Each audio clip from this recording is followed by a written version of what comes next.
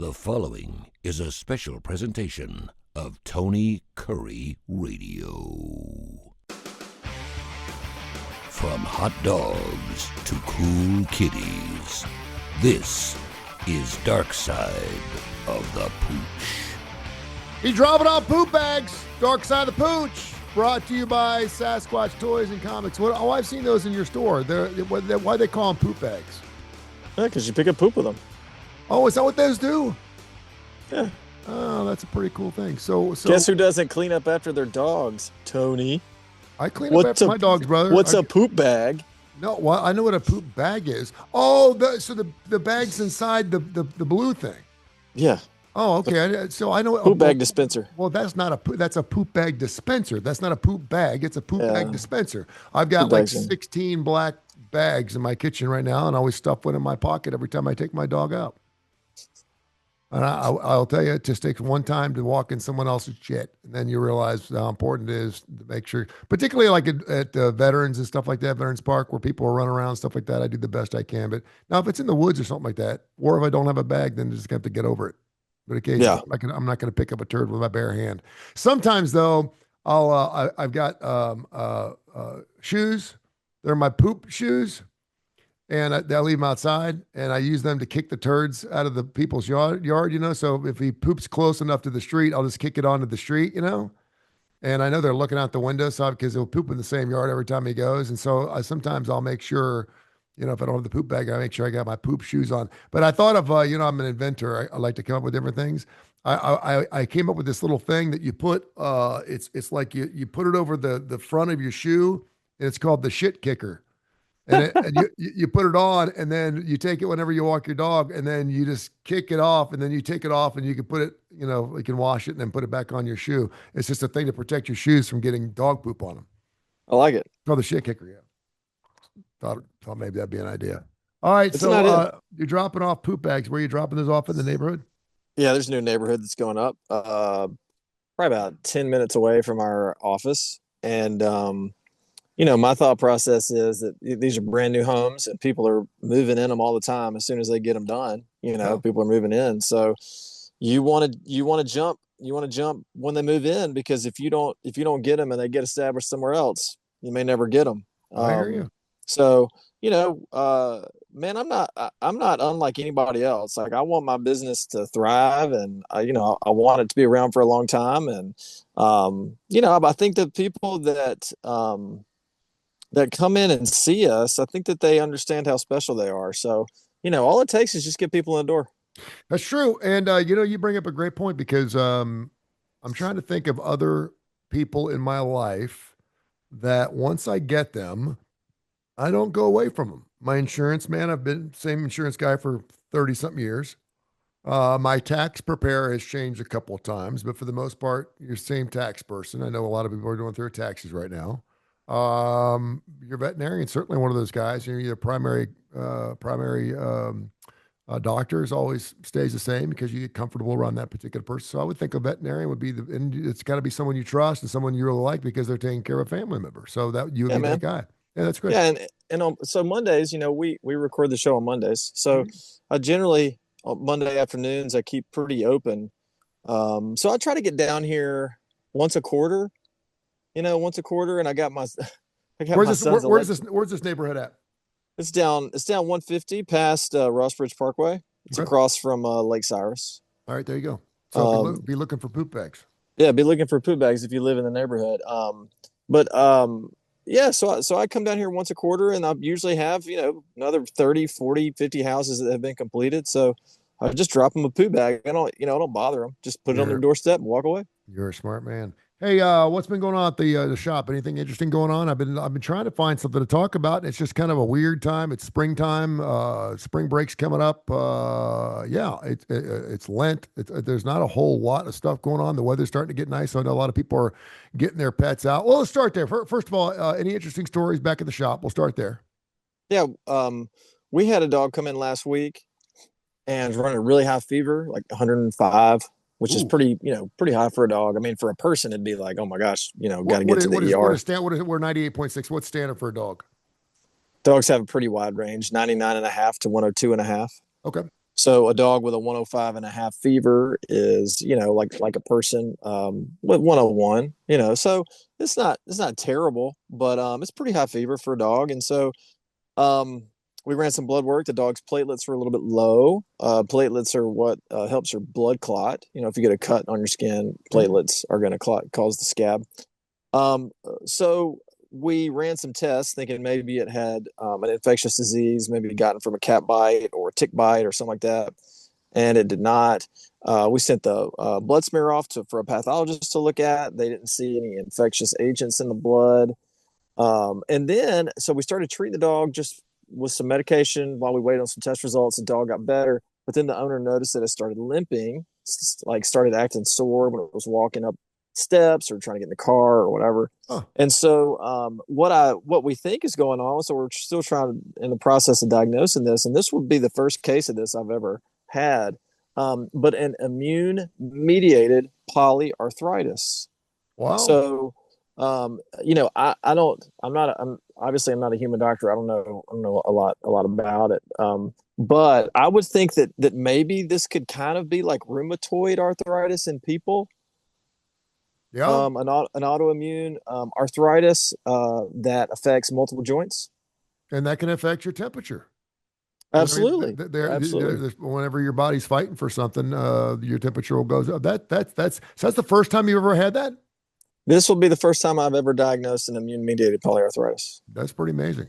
That's pretty amazing stuff. I don't think people realize just how difficult it is, having gone through the whole process with my Havanese last year. But I mean, it's like you go in and a human can tell their doctor what's wrong with them, and pretty much okay, you get a sore throat, take a whatever, stick a swab down their throat, and pretty much test and find out within 10 minutes what's wrong with you. This is not another episode of House, where it takes an hour to figure out what's wrong with somebody. But when you're talking about animals who can't speak for themselves and you're the only one that's kind of speaking and advocating for your animal, you just have to go box by box until it finally comes down to the last thing. And you're like, oh, that's what it probably is. So I can understand. Does it get frustrating for you sometimes? Well, first of all, we have great resources. Yeah. We have a great team at our office, and we also have a reference lab that we use to send a lot of samples to, and they have internal medicine specialists that are on staff, and so you can call them, and while they don't do the exam on the dog, they're available for you to say, hey, I'm seeing these symptoms. We saw this in the blood work. We ran these tests. This is kind of what I'm thinking. What are your thoughts? And then they weigh in. But also, in this case, we have really good owners that are perceptive to their dog, because if this does end up being what we think it is, it's really astute and perceptive for the owner to say, hey, by the way, the dog seems to be stiff Yeah. now. This is Yeah. new. So it really takes a lot of people, and sometimes just get lucky. Does it get frustrating sometimes? Absolutely. And it gets frustrating for multiple reasons. Number one, um, the pet cannot talk to you. Mhm. Okay. Number two, sometimes the owners are of no help whatsoever. Yeah. They can't tell you when it started, if it's getting better, if it's getting worse. They don't understand the symptoms. And then sometimes it's frustrating because you're doing the best you can, and diagnosing things in something that can't tell you exactly what's going on is difficult. And some people get impatient. I understand. They get frustrated. They get impatient. They want to know what's going on. They don't want to wait. But that's just kind of the way it is. But weren't you the one? Didn't you tell me once that sometimes it's better off not to have the parent tell you what's wrong with the animal and just let you do? Sometimes. Yeah, well, yeah, because I mean, because sometimes they don't know what the hell they're talking about. But sometimes if you would just put an animal in a room and you knew there's something wrong with it, you could figure it out within a few minutes just based on how the animal's performing or reacting to what you're doing. And obviously, you have a lot of different types of tests you can do. But that's interesting. So we got this thing now the poop in the box. You talk about the poop in a bag, Yeah, poop bags, Cologuard. the Cologuard, right? And so no one, I remember you get more information from a turd than you get from anything else in the human body. And that's always something that, because you have to mail it, you have to stick it in the mail, and you have to mail. It's just it's disgusting. It's more of an inconvenience than anything else because you have to go into the bowl. So now you can just do it with a plain blood test. So they're doing now, you could just do blood tests. And they can also do like the prostate thing, right? Was it called a PSA test? Yeah, PSA test. The last 2 times I've gone on for a prostate, no finger. It's just like, that's it. I mean, I'm like, I don't even get my money's worth anymore. I feel like You're disappointed. well, they don't even let me a glass of wine first, for God's sakes. No kissing on the neck or anything. So yeah, the last 2 times I've gone on, they just do a PSA test and it's all good. So is there any possibility that we'd ever have that with our dogs? Because I know that's something that you always have to do. And I can't imagine sticking a wooden spoon up my dog's hoo-ha is very comfortable the first thing they do when they walk in your office. Man, we already have it. And talking about our reference lab. Our reference lab has a couple of tests. They're blood tests. They're cancer screening, cancer DX. There's a Nu-Q cancer test. Is kind of what they're called. And honestly, I feel like we were a little bit ahead of human medicine here, because now Cologuard, the makers of Cologuard, you see the commercial. We watch. Man, I can't tell like if I'm old. I am old. I'm 42 years old, almost 43. But we watch the Game Show Network in my house all the time. And I think that it's because I have young kids. I have a 12-year-old, I have a 10-year-old and a 7-year-old. And what we find is that our kids are always needing things. So we can't commit to watching TV shows or movies, even if they're wholesome, and our kids are okay with seeing it, because we always get interrupted. Yeah. So we find that we will watch the Game Show Network. So the Game Show Network has all these commercials for medicine, medications, tests, Medicare, Medicaid, consider your audience. Yeah, consider your audience. Yeah. So anyway, I saw this commercial for a new blood test that can detect like 50 different types of cancer. Well, we've had that in dogs for a few years. So maybe human medicine has too, but it's just now being marketed. But yeah, we've got we've got a few blood tests that can, within pretty decent accuracy, if the cancer is present, they're better at detecting if the cancer is present than if cancer is not present. And that's a different type of sensitivity and specificity in a test. Okay. Yeah. There's one test that can detect the 10 most common canine cancers with up to like 90% accuracy. Well, that's awesome. Press your luck, double whammies, which is my favorite. Yeah. Growing up, Joker's Wild. Joker's Wild was like my favorite show of all time. I remember when they used to pull the thing and it would shake. Remember how messed up that thing was?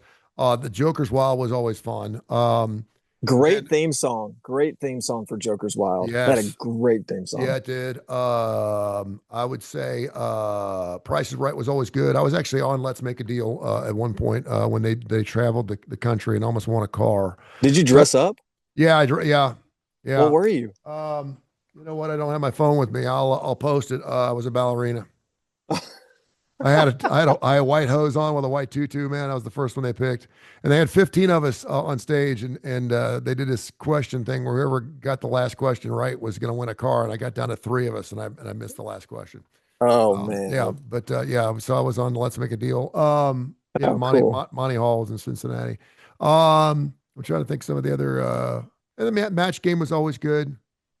I love Wheel of Fortune.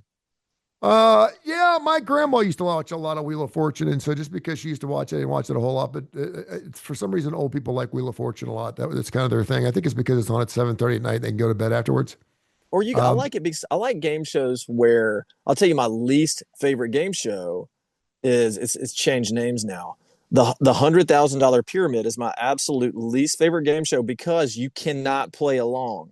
Because the word that they are trying to give the clues for is at the bottom of the screen. Exactly. It's my least favorite. The reason I love Wheel is because I can pretend that I'm playing against the contestants and try to solve the puzzle before they do. Card Sharks was pretty good. I used to play Card Sharks, higher, lower. It's nice, just pretty cut and dry. There was also there was one that was a license plate game. Yeah, it was like they would show the letters to a license plate and you had to guess what the license plate was saying. It was cool. What about Name That Tune? You know what? Name That Tune was big.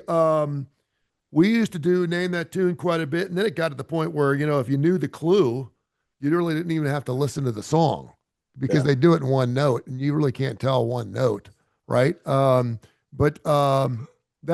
used to watch Bowling for Dollars too, which really wasn't a game show, but it was kind of like, there goes my kid taking the dog out, as you can see. The whole It's place is almost like a shaking. reality The show. whole Bowling for place. Dollars, almost like a reality show. Yeah. Do you remember Bowling for Dollars? Yeah. Yeah. That was when bowling used to be. We used to bowl. I mean, everyone used to be in bowling leagues and stuff, and you don't do that anymore now. But now it's now it's pickleball, I guess. Yeah. That's really interesting. Any other interesting things going on at the office before I move on? We got some info at Tony Curry Radio questions that I want to get No, let's into. move on. Let's move on. All right. Samantha in Birmingham wants to know how rare is it to have dogs with different colored eyes? Um, I probably see one animal a day that has different colored eyes. So I don't know, maybe 1 in 20. Is it particularly more influential in a breed, or is it just it doesn't matter? Dogs that tend to have light colored eyes. It's like huskies, really common, will have multiple colored eyes. Mhm. Um, Aussies, Aussies, you'll see it a lot. Okay. Um, Ted wants to know another eye question. Can dogs get pink eye? And if they do, how do you get rid of it? they can get pink eye. They get more of an allergic conjunctivitis. Pink eye. He's probably referring to like bacterial conjunctivitis, which dogs and cats can get, but it's much less common. Um, Have you seen this commercial for these eyelash mites? and people or animals. No, in people, it shows some dude if you wake up and you get crusty stuff in your eye or whatever, and it's a mite, and it shows and it pans in. There's people dressed up as these mites, and they're laughing and they're hanging out on your eyelashes, and it's like it is the most disgusting thing in the world. And they got eye drops, but it takes 6 weeks to get rid of them. And you're supposed to flush them out. They make sure you don't touch your eyeball with the point of the thing. But I've never heard of such a thing. I never heard that we had and their eyelash. If you pull up eyelash mites, it's evidently a thing that you have to go to a doctor for. But I'd never heard of that. Have you ever heard anything like that? And do dogs get mites in their eyelashes? I can't believe. I mean, as much game show network as we watch, I can't believe that we don't see the eyelash mite commercials. Dude, it's all over the place. I mean, I see it on almost everything I watch. Just pull up eyelash mites, and it's a brand new medication through Lilly, I think it is. It's like I've never heard of such a thing. I was like, it's disgusting. Well, they probably were like, oh man, people have these eyelash mites. We can market this to them because they'll think it's disgusting, even though that we've had it for like thousands of years. Let's get rid of them and we can make some money on a drug. Yeah, you might be right. Yeah, it's bad enough having. I mean, when they take pictures of your sheets and all the dead skin and all that stuff. Listen, I know there's bugs everywhere. I'm okay with that, But when you're talking about actually something that's actually in your eyeballs, like actually hanging out in your eyelashes, that's pretty flipping disgusting, is what that is. That's strange. Another Samantha, maybe the same one. She wants to know why do some dogs have different colored toenails? Well, so toenails are made from the same thing, the main like germinal cell as hair. So hair and nails come from the same germinal cell line, and so it's no different than just having a dog with different color patches of hair. Yeah. It's just their genetic code, So it makes sense if dogs can have multiple colors of hair, they can have multiple colors of toenail. There you go. And is there any because I've noticed it seems like the black ones are more brittle than the white ones, or am I just imagining that? No, probably coincidence. Okay, sheer coincidence. All right. Tell me some dreams you've had and some movies. What else is going on? All right. I watched Stranger Things again with my daughter today. By the way, it's really hard. I'm trying to get into what my daughter's in. Stranger Things, it's amazing. It's very difficult to follow if you haven't watched it from the beginning, and it's really hard to take a nap during. I'll tell you that much because there's a lot of screaming and a lot of scary music. But I watched that. But she went and saw Scream the other night. Don't tell her mother. She had a date. Scream 7. Yeah, she said. I said you probably don't need to be seeing that because I mean she had a hard time watching Godzilla versus King Kong, and I was like, you probably don't need to be seeing something like because I haven't seen like a movie like that in a long time. Like I used to. There was a movie I used to watch. It came on all the time on Saturday mornings called "It Came from Hell," and it was a tree. It was black and white. It was a tree that would come out of the woods. and would scare people until they fainted, and then would pick them up and then drop them in quicksand in the middle of the. It used to scare the bejeebers out of me. It's called "It Came Wow. from Hell." We used to always watch Sinbad and the Seven Voyages or whatever, where they used to use the claymation dinosaurs and stuff. But yeah, so that was, and whenever there was a good werewolf movie on or a Dracula movie, man, I was in. But that was as scary as it got. There was another movie too. It was a horror movie, and I remember because my when we got cable, you remember this? You're not old enough. When you got cable, you got a box. Yeah. That's why home, and it was a box with the Yeah. buttons next to it. You didn't have a remote. You hit the buttons, and of course you had a cord that would go to the TV, which was, we used to have antennas. We didn't have that, so you had a cord that would actually run from the TV to the box. And so we got this introductory thing, home box office, HBO, which was the Oh, first movie channel that you could get on cable. You couldn't get there was no other movie box. It was home box office. And of course, if you watched it late at night, you were going to see some hoo-haws, right? And so, I'd get up in the middle of the night to get a glass of milk and go turn on HBO so I could watch some nudity or something at 3 o'clock in the morning. But there was a movie on there where this guy, this kid, was pretty much bullied all through high school, and then by like 4 or 5 different individuals, and then one by one, he killed them by these extraordinary means, like he'd wait till a group was like in a camping area and then had this giant 80,000 pound rock roll over the tent. He set them all up, so he made sure that everyone was going to die like an excruciating death. Like one guy loved to work on cars, and so he made sure that the brake pedal was broken, so the car would slash onto his legs and stuff. Yeah. But anyway, that's the kind of scary stuff. So these movies now are like, I mean, it's just even my daughter's like, there's really no originality to these movies anymore. I mean, it's all just blood and gore. yeah. Yeah, We but saw on Saturday, we took the kids to see Goat. So it's animated. yeah, was that I think good? it's there were parts of it that I enjoyed. They made sure that they stayed with the times, which is fine. Yeah, They're staying with the times. I love basketball, so I loved that aspect of the movie. Um, um, it's got funny parts. My kids really liked it. good, So I only almost fell asleep one time. good. So I think that was pretty good. You But go. they had Yeah. my favorite part of the movie. There is towards the end, and I'm not giving anything away, Okay. but there was a really great cover of Crowded House, Don't Dream It's Over, Oh, great song. in the Yeah. soundtrack. It's Oh, it's a phenomenal song. who did the cover? Do you know? I don't know. I need to look it up, It's a but it great was song. oh, Great song. it's a fantastic song. It fits. That's a song to me that fits any mood. Yeah. Like you can be happy and really be into that song. It You can know be that. a happy song. It can Yeah. be a sad song. Those guys actually were a takeoff of a band that appeared on MTV called Split Ends. If you get a chance, I think Okay. two of the members of the band Split Ends, SPLIT ENDZ. If you go check out, they had a song called "One Step Ahead." Oh man, it was a great. It's really easy, really simple, but the Split Ends.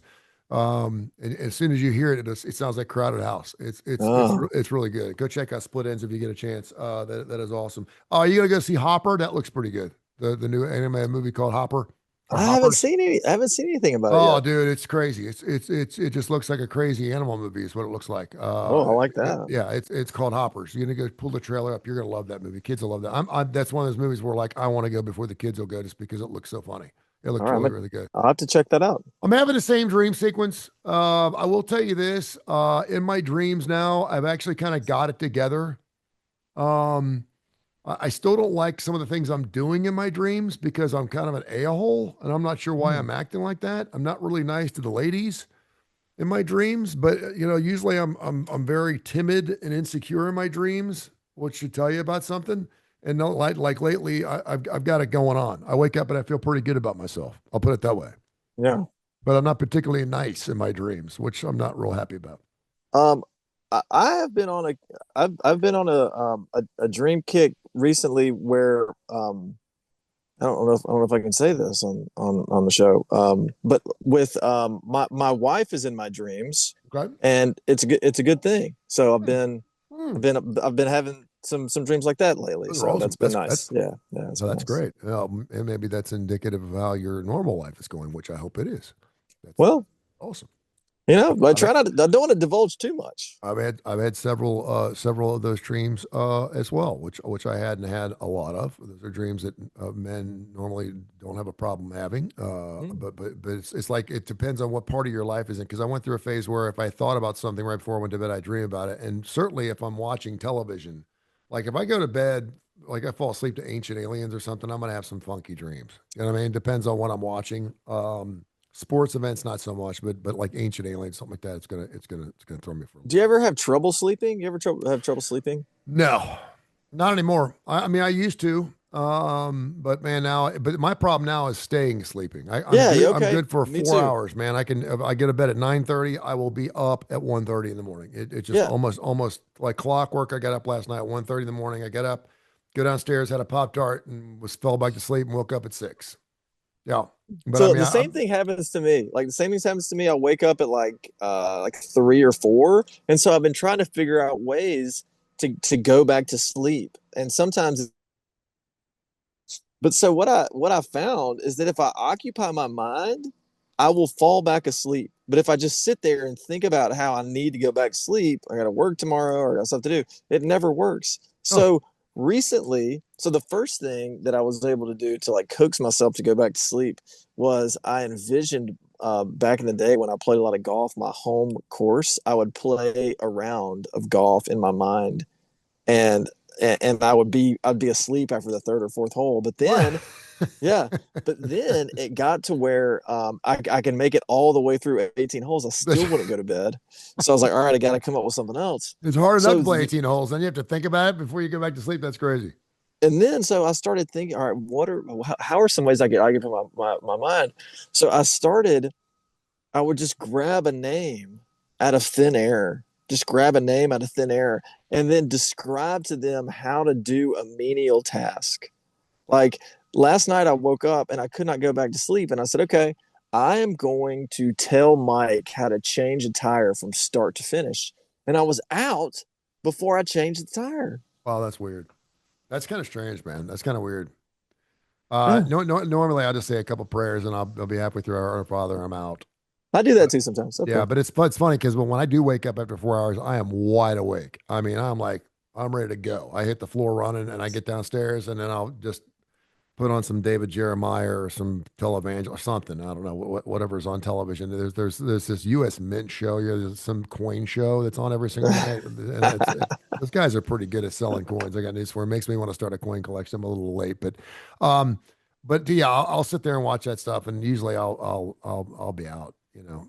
And then I wake up and I'm a little sore, but I'm sure. So I'm glad we shared. All right. Brought to you by Sasquatch Toys and Comics. I went and saw Seth last week. I need to go get another snake, another rat for my snake. He still sells rats, by the way. If you have some snakes or reptiles that you need mice, you know, feeder mice, everything from pinkies to the big dogs. My snake ate a rat like the size of my head the other day. It was the most amazing thing I've ever seen. Like a snake, the jaw drops. It's incredible. His It's mouth a was New like York City sewer rat. it was killer. It was huge. Anyway, he's got over 300,000 comics. He travels the United States looking for toys that are still unopened in the box. He has super expensive stuff, super affordable stuff, cards, you name it, pogos, you name it. They got all kinds of wonderful stuff down there. Check out. And of course, if you're into comics, man, they've got what you're looking for. Sasquatch Toys and Comics right there in Citation Lane. Tell people how they can find you, my friend. You can call us at 208-0301. You can find us on Facebook, Rossbridge Animal Hospital, or you can email us at rossbridgeanimalhospital@gmail.com. You rock. Have yourself a wonderful week. My birthday's on Saturday, by the way. I turned 60. Wow. Wow. Happy So, birthday, by the man. way, I saw. Thank you. I saw Jerry Seinfeld is coming to the BJCC Concert Hall. Is that something you'd want to do? Yeah, Jerry, I've seen Jerry before. I saw Jerry probably 2003 or 4 ish at Von Braun. Oh in wow! See, and Huntsville. I saw him at the concert hall the last time he was here, and the speaker systems were screwed up, and he just hammered on us. Oh, He's like, "Oh, good old Birmingham, nice speaker system you have here," because people up in the top couldn't hear anything he was doing. It was weird. He just hammered on on Alabama, and some people actually walked out. They didn't think it was. We're very proud people here, but he's like, "Oh, it's good to be in Birmingham. I feel like I'm in a high school. What the hell's going on?" Blah, blah, blah, blah. It was not very fun. I All think right, my I man. mean Jerry gets a bad rap with his stand-ups from some people. The show was so good, and some people don't like his stand-up. I like it. I think he's got a great personality. I just enjoy just hearing him talk. He doesn't have to be funny. Yeah. True. All right, have yourself a good week, my friend. I appreciate you. All right, man. Talk to you next time.